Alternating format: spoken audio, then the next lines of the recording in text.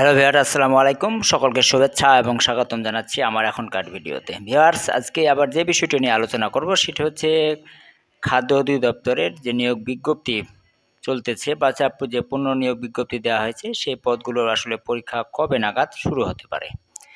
তো আপনারা তো অনেকে জেনে থাকেন যে এটা বারবার একাধিকবার বা তৃতীয়বারের মতো এটার পুনর্বিজ্ঞপ্তি প্রকাশিত হয়েছে। এটা যদিও অভ্যন্তরীণ কিছু ব্যাপার-স্যাপার রয়েছে, এগুলো বলা হয়তোবা ভিডিওতে ঠিক না। তো যাই হোক, এটা করা থেকে আপনাদের অনেকেরই সুবিধা হয়েছে যারা তৎকালীন সময়ে বা যখন প্রথম বিজ্ঞপ্তি প্রকাশিত হয়েছিল বা দ্বিতীয়বার যখন বিজ্ঞপ্তি প্রকাশিত হয়েছিল, সেই সময়ে অনেকেরই হয়তোবা শিক্ষাগত যোগ্যতা বা কোয়ালিফিকেশনটা মিট হয় নাই। তারা পরবর্তীতে অনার্স বা ডিগ্রি কমপ্লিট করার পরে এখন আবার আপনারা আবেদন করার সুযোগ পাচ্ছেন। এদিক থেকে এটা একটা ভালো দিক। আর যারা আবেদন করেছেন এর আগে তাদের তো আর আবেদন করার প্রয়োজন নেই, তারা প্রয়োজন লাগবে না, প্রয়োজন হচ্ছে না, তাদের আগের আবেদনই বহাল থাকবে। তো এখন কথা হচ্ছে যে এই পরীক্ষা কবে নাগাদ শুরু হতে পারে। তো ভিউয়ার্স, এখানে তো অনেক ক্যাটাগরির পদ রয়েছে, যে আসলে সব ক্যাটাগরির পদগুলোর কথা আমি এখানে অতটাভাবে আলোচনা করছি না। তবে উপখাদ্য পরিদর্শক এবং সহকারী উপখাদ্য পরিদর্শক এই দুটা পদ বাদে বাকি যে পদগুলোর রয়েছে এগুলোর পরীক্ষা এই আগের দুইটা পদের যে কথা উল্লেখ করলাম খাদ্য পরিদর্শক পদগুলো, ওগুলোর থেকে আগে অন্যান্য পরীক্ষাগুলো অনুষ্ঠিত হবে। সেটা হচ্ছে মূলত এই যে কম্পিউটার অপারেটর বা অন্যান্য যে পদগুলো রয়েছে ওইগুলো। তবে যেহেতু মেগা বা সকালেরই ফোকাস বা সকালের টার্গেট হচ্ছে খাদ্য পরিদর্শক, যে দুইটা পদ রয়েছে উপখাদ্য পরিদর্শক এবং সহকারী উপখাদ্য পরিদর্শক, এই দুটো পদের পরীক্ষার বিষয় নিয়ে। তো এখন কথা হচ্ছে যে আসলে ভিউয়ার্স, পরীক্ষা কবে নাগাদ হবে এবং পরীক্ষা কোথায় হবে, এই দুটা মূলত আমাদের আজকে আলোচনার টপিকস।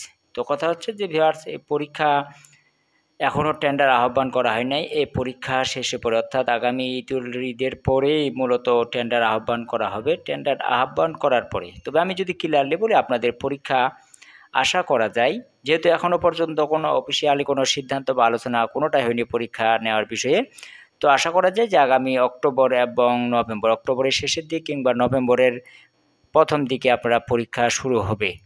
বাকি যে অন্যান্য যে পদগুলো সেগুলো শুরু হবে। তবে মেইন যে উপসহকারী খাদ্য পরিদর্শক এবং উপখাদ্য পরিদর্শক, এই দুটি পদের পরীক্ষা মূলত আপনাদের যে বৃহত্তর জেলা শহরগুলো রয়েছে অর্থাৎ বিভাগীয় পর্যায়ে পরীক্ষা অনুষ্ঠিত হবে। তবে আপনাদের প্রত্যেকের যে বিভাগে পরীক্ষা হবে তেমনটা নয়, এখানে পরীক্ষাটা হবে মূলত আপনাদের জেলা আপনার জেলার যে পার্শ্ববর্তী বড় জেলা শহরগুলো রয়েছে সেগুলোর।